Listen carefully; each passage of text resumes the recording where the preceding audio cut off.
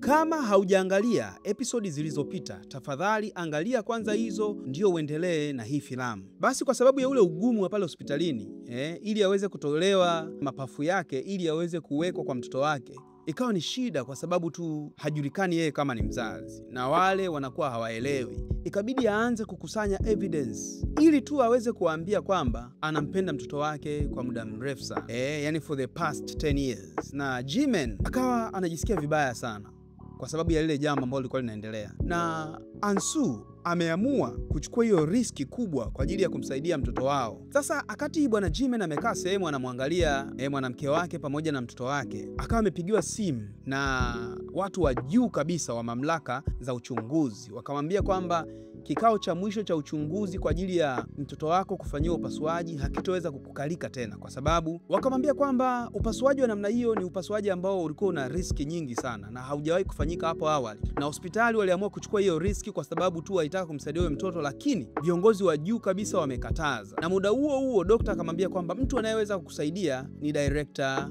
Kim. Oya, tunarudi kule nyuma kwamba huyu mama mwenye roho mbaya kama shetani ndiye ana facilitate kila kitu. Basi Jimin akaamua kutoka na kwenda moja kwa moja kuonana na Bimkubwa. Sasa walivyokutana, Bimkubwa akasema kwamba ninamchukia sana Ansu na ninampenda mjukuu wangu. Kumbe anaongea tu hayo moyoni, yani mwilini, lakini moyoni mwake kulikuwa hakuna uhalisia hata kidogo. Sasa Bimkubwa akampa masharti mazito sana mshikaji Jimin na kumwambia kwamba sikiliza, nimepata mtu mwingine wa kuweza kudonate kutoka Japan ambaye amekubali kabisa kwa ajili ya kumuokoa mjukuu wangu. Lakini kumbuka huyu mama anataka yule mjukuu afe. Akamwambia Jimin kwamba sikiliza, sharti moja ninalokupa kubwa, hakikisha unaachana na Ansu ili mtoto wako aweze kupona. Kama hautaki mtoto wako aweze kupona, hatofanyiwa upasuaji na wala hatobaki hai. Basi jamaa ikabidi akubali, kwa sababu pia alikuwa hataki Ansu ajitolee, kwa sababu alikuwa na wasiwasi wa kumpoteza Ansu pia. Sasa akamtishia Bimkubwa na kumwambia kwamba oya, ninakupa warning, endapo utakuwa unanidanganya, kifo chako kipo mikononi mwangu, nitakuua mimi mwenyewe kwa mikono yangu. Bwana we. Sasa siku hiyo asubuhi imefika na Ansu anajiandaa kwa ajili ya kwenda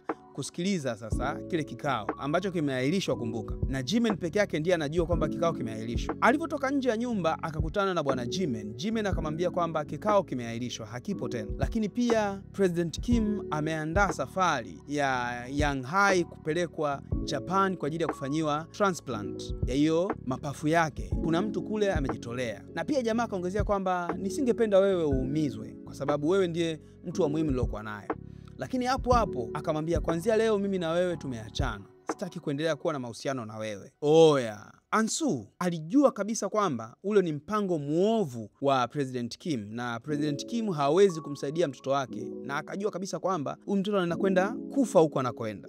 Akakimbia na kwenda kumfuata daktari mkuu na kumwambia tafadhali naomba unisaidie. Upande wa pili sasa tunamuona President Kim akiwa na timu yake na ameita waandishi wa habari kibao kwa ajili ya kufanya recording ya yeye kwamba anaenda kumsaidia huyu mtoto kwenda kufanyia upasuaji Japan. Yani waandishi wa habari shazi, ili tu yani kila sehemu kwenye habari awe yeye anatamba huko. Lakini alishangaa kuto kumuona Jimin pamoja na Ansu kwa sababu wao ndio walitakiwa waje pale wamlete mtoto. Akapokea simu muda huo na Jimin akamwambia hatuwezi kuja huko kwa sababu kile kikao kwa ajili ya upasuaji kimefunguliwa tena. Oya, alikasirika sana Bimkubwa. Lakini muda huo screen ambazo zilikopo eneo za pale alipokuwepo zikawa zinaonyesha habari nzito kidogo ambayo ilikuwa nasema kwamba Chairman Kim ametransfer pesa kwa siri, na hizo pesa zimeenda sehemu ambako ana facilitate mambo yake ya hovyo kabisa. Lakini pia amenunua painting nyingi sana kwa hela nyingi, yani kwa ajili ya kutakatisha pesa. Waandishi wa habari wakabadilika pale baada ya kumuhoji kwa usamaria mwema ambao wamekuwa kiufanya, wakaanza kumuhoji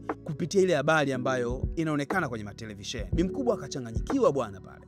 Akaanza kuwakimbia waandishi wa habari akati alikuwa anawaita yeye. Lakini kumbe hayo yote yalikuwa yamefanywa na bwana Yang Jun, yule mwanamichezo alokuwa anafanya michezo yake ugaibuni na ambaye sasa meneja wake alikuwa ni mke wa nani? Wa bwana Jimin.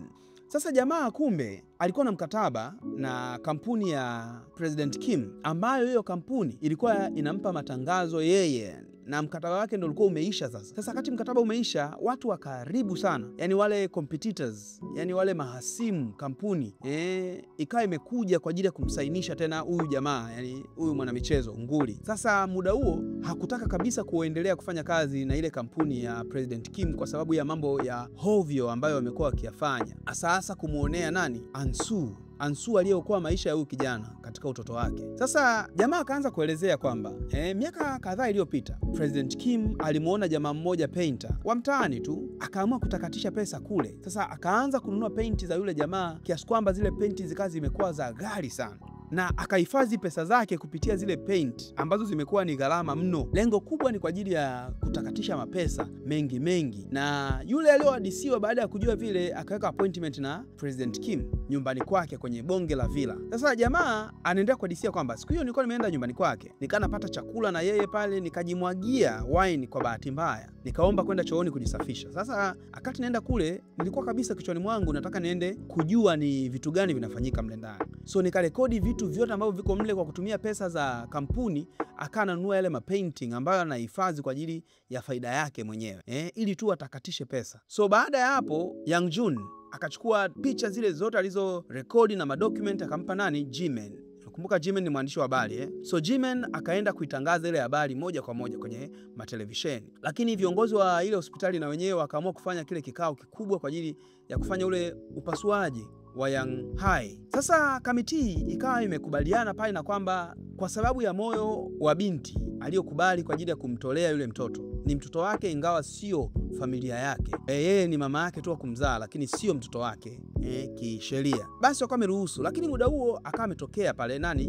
Bibi mtu. Sasa amekuja na hasira nyingi sana kwamba haiwezekani mkaruhusu mjukuu wangu akafanyiwa upasuaji huo, na ninyi hamko experienced. Hakuna madaktari wenye experience hapa. Sitaki kufanya hicho ambacho hamjawahi kukifanya, lakini nataka mfanyie kwa mjukuu wangu. Mimi nataka nimsafirishe akafanyiwe huko mbele kwa mbele. Lakini bwana, kumbuka Ansu alivuta nywele za President Kim kwenye episode iliyopita. Kumbe bwana alienda kuangalia DNA test na akawa amegundua kabisa kwamba President Kim sio bibi wa yule mtoto. Maana yake ni kwamba yule kijana ambaye President Kim alikuwa anasema ni mtoto wake, hakuwa mtoto wake. Na kumbe President Kim alikuwa anajua kila kitu, lakini tu kwa sababu ya roho mbaya akataka kumtesa Ansu maisha yake yote. Bwana we, likamshuka hasira zikamjaa vibaya mno.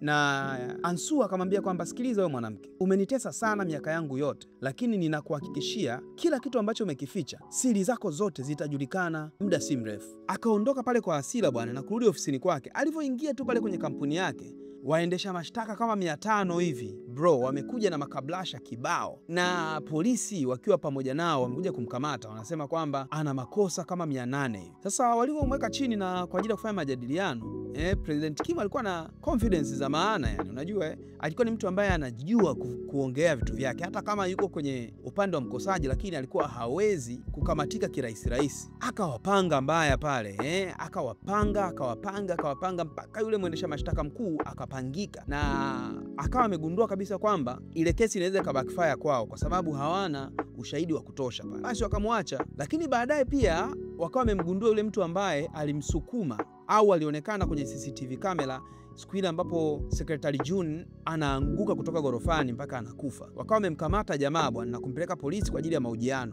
Jamaa akakataa kabisa kwamba sio yeye. Wakamuonyesha hadi picha yake akiwa eneo la tukio, lakini mwamba akakataa. Akasema kwamba mimi nilikuwa eneo la tukio tu kwa sababu nilikuwa maeneo yale. Sasa huwezi ukasema mimi nimefanya hilo tukio kwa sababu nilikuwa hayo maeneo. Polisi wakawa pia hawana ushahidi wa kutosha. Wakaamua kumwacha jamaa. Lakini bwana Jimin akaja kukutana na Ansu baadaye. Akaanza kumuonyesha picha za vile vitu ambavyo yule suspect mtuhumiwa alikuwa amevibeba bwana. Akawa amegundua kabisa kwamba ile picha ilikuwa ni saa ambayo mume wake aliyefariki alikuwa akiivaa mara zote. Ghafla bwana, yule jamaa akawa ameachiliwa polisi na amepewa vitu vyake vyote. Kuna mtu akawa amemzuia njia na kumwambia kwamba President Kim anataka kuone haraka iwezekanavyo. Wakawa wametoka wale wawili na kwenda mpaka kwenye handaki moja huko chini. Kumbe bwana alikuwa ni Jimin. Na walipo stop kule walikokuwa wameenda, Jimin akatoa picha ya ile saa na kumuonyesha yule jamaa.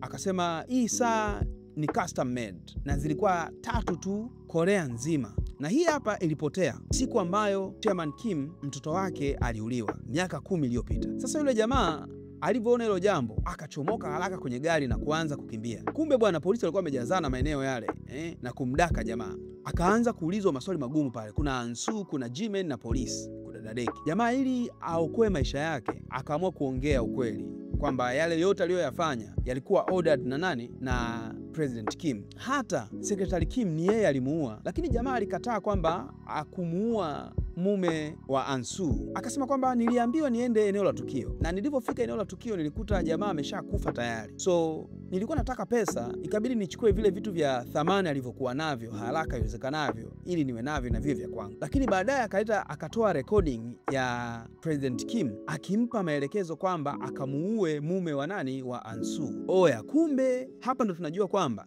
President Kim ndiye aliyeorganize mauaji ya mtoto wake, na akaweka kesi nzima yote juu ya nani? Ya Ansu, ili aonekane Ansu ndiye muuaji. Muda mfupi baadaye polisi wakawa wamepata waranti ya kumkamata, lakini wakati wanatoka polisi na kwenda kumkamata nyumbani kwake, bi mkubwa akawa amefika pale na kusema kwamba nimekuja hapa kutoa ushahidi. Na walivyomuona wakawa wamegundua, yani polisi wote walijua kabisa kwamba amekuja kwa ajili ya kufanya mambo yake ya kihuni hapa na triki zake za kuja kutudeceive sisi. Lakini bi mkubwa alikuwa mjanja sana, akaamua kuongea ukweli wote na kuadmiti kwamba yeye ndiye muuaji na aliyefanya mambo yote. Na akasema kwamba nilifanya hayo yote kwa sababu nikiwa binti mdogo kabisa mume wangu alikuwa ananipiga sana, na mwanangu alikuwa hataki hata kumuona baba yake kwa sababu alikuwa anamuogopa sana.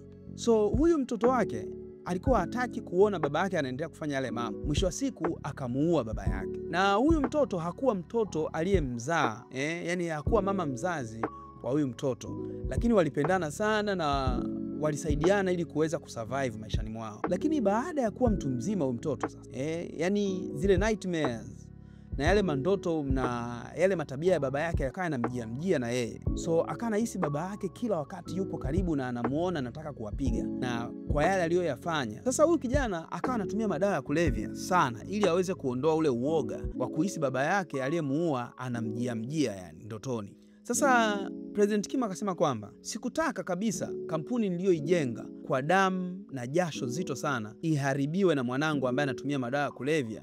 Na habari hizo zingefika huko, maana yake kampuni yangu ingekuwa kwisha habari yake. Sasa nikaamua kuajiri watu kwa ajili ya kumuua ili aondokane na yale maumivu ambayo amekuwa akiyapata siku zote. Basi President Kim pale akapigwa pingu nini na habari zikawa zimejaa kwenye taarifa za habari kila sehemu. Sasa hapo Ansu ambaye kwa miaka 10 ameonekana kama muuaji akawa amesafishwa jina lake, na familia ya bwana Jimen ilimtuliza sana kwa sababu alikuwa na maumivu makali mno. Yang Hae, yani mtoto wake wa kumzaa, akamuomba msamaha mama yake baada ya kupata zile taarifa, na wawili hao wakawa wamesameheana na kukumbatiana vizuri sana. Pia Ansu hakutaka kumwambia binti yake kwamba yeye ni mama yake mzazi. Kumbuka hao wawili walikuwa wanaenda kufanyiwa upasuaji ambao walikuwa hawana uhakika kama ungefanikiwa au usifanikiwe. Sasa akaona bora asimwambie, ili kama vitafanikiwa atakuja kumwambia baadaye, kama havitofanikiwa mmoja atakufa kati yao basi. Baadaye tunamwona Jimin akaenda kwenye kaburi la baba yake na Ansu kwenda kumtembelea na kumwekea maua. Sasa alivyokutana na wanaofanya usafi pale, akawa amegundua kwamba namba baada ya 0 inayofuatia ni 49, ambayo ilikuwa ni namba ya kaburi la baba yake nani? Ansu. Sasa bwana Jimin akapiga bongo pale na kuwauliza, yani kuwaomba wale wafanyakazi wa pale wafungue kaburi, na ndani ya ile kaburi hakuta kuna barua na USB. Babu noma sana. Alivyoingiza ile USB kwenye kompyuta, kulikuwa kuna video mle ndani ambazo zinamuonyesha baba yake Ansu akiwa anakutana na mtu miaka 10 iliyopita. Sasa alivyoanza kuangalia zile footage, akamuona baba yake Ansu pamoja na jamaa mmoja aliyetokea na gari ambaye ni Secretary Kim, yani secretary mpya yule alikuwa anaitwa Kim. Na huyu jamaa alienda akamgonga baba yake Ansu na kumuua pale pale. Lakini muda huo tunaona Secretary Kim akawa ameenda nyumbani kwa Ansu. Na alipofika nyumbani kwa Ansu akaenda kuomba msamaha na kuongea ukweli kwa yale aliyoyafanya. Na akasema kwamba nisamehe sana, mimi nimekuwa nikifuata orders za President Kim, sio nilifanya hivyo kwa ajili yangu, mimi nilitumwa. Lakini Ansu alikuwa hana habari na huyu jamaa, akamwambia mimi nimekusamehe wala sina shida. Lakini ghafla simu ya Secretary Kim ikaanza kuita, na huo mlio wa simu ukawa umemshtua nani? Ansu, kwa sababu ule mlio wa simu ndio ule mlio uliosikika miaka 10 iliyopita wakati mume wake anauliwa Na Ansu anakumbuka kipindi kile akawa anaomba msaada, akati hiyo simu ikawa inaita ya huyu jamaa, ndo akawa amegundua kwamba huyu jamaa ndiye aliyemuua nani, mume wake. Sasa Secretary Kim akawa ameshashtuka hapa kwamba Ansu anajua nini kinachoendelea, na Ansu akaanza kutoka kwenda kuomba msaada. Secretary Kim akamkaba pale bwana, na kuanza kufanyeje, kugombana naye pale, akamwangusha chini nini na kuanza kumkaba ili amuue. Baadaye tunaona Ansu akazimia bwana, akamemtandika na mangumi kibao yani. Bahati nzuri muda huo Jimin akawa ametokea, akamtandika Secretary Kim na dude la maua. Jamaa akachomoka na kukimbia haraka. Jimin akambeba binti yake na kumpeleka hospitalini haraka iwezekanavyo. Baadaye Secretary Kim akawa amedakwa na polisi na alikutwa kwenye ile gallery ambayo walikuwa wanatakatisha pesa. Kumbe huyu msanii alikuwa anachora hizo picha zenyewe ndo yeye. Na baadaye President Kim alivyosikia kwamba Secretary Kim amekamatwa akachanganyikiwa zaidi, akamwambia mwanasheria kwamba usihangaike na mimi kabisa, nenda ukahangaike na Secretary Kim, yeye ndo wa muhimu kuliko mimi. Kumbe bwana, Secretary Kim ndio alikuwa mtoto wake wa damu wa kumzaa, na ndio maana aliamua kumuua mume wa Ansu. Na hapa tunagundua kwamba aliamua kumuua mume wake na Ansu kwa sababu tu alijua kwamba mume wake Ansu angejua kwamba Secretary Kim ni mtoto wake wa huyu mama, kungekuwa na ugomvi mkubwa sana, kwa sababu huyu mama alimzaa Secretary Kim na kumwacha pembeni, akaja kuolewa na baba yake nani, mume wake na Ansu, na yeye ndiye aliyepelekea kila kitu kilichokuwa kinatokea pale hadi kuuawa kwa mumewe. Baadaye polisi wakainvestigate kila kitu na kumkamata yule mama, kumtia jela. Waandishi wa habari huko mitaani kulichafuka vibaya mno. Hakuna mtu alikuwa anataka kumuona huyo bi mkubwa rafiki yangu. Yeye pamoja na mtoto wake wakatiwa huko mbaloni yani. Balaa noma. Sasa upande wa pili tunaona familia ya Jimin, Ansu pamoja na mtoto wao Yang Hai wakawa wanapata chakula cha jioni cha mwisho. Siku ya kesho wanakwenda kufanyiwa upasuaji. Siku inayofuata Ansu pamoja na Yang Hai wakawa wamepelekwa hospitalini kwa ajili ya kwenda kufanyiwa upasuaji. Na siku chache baadaye tunaona bwana Jimin akiwa na mtoto wake ameshapona kabisa baada ya muda mrefu kidogo. Wako kwenye gari yao wanaenda sehemu bwana. Kumbe huko walikuwa wanaenda kukutana na Ansu, mama yake na huyu binti. Baada ya hapo ikawa ni furaha na upasuaji ulifanikiwa kwa 100%. Asante sana kwa kuangalia tamthilia hii. Tamthilia mpya inakujia hapa karibuni haraka iwezekanavyo. Usisahau kulike, lakini usisahau kusubscribe kwenye channel hii pamoja na kubofya alama ya kengele ili uwe wa kwanza kupewa taarifa pale tu tunavyopandisha filamu mpya.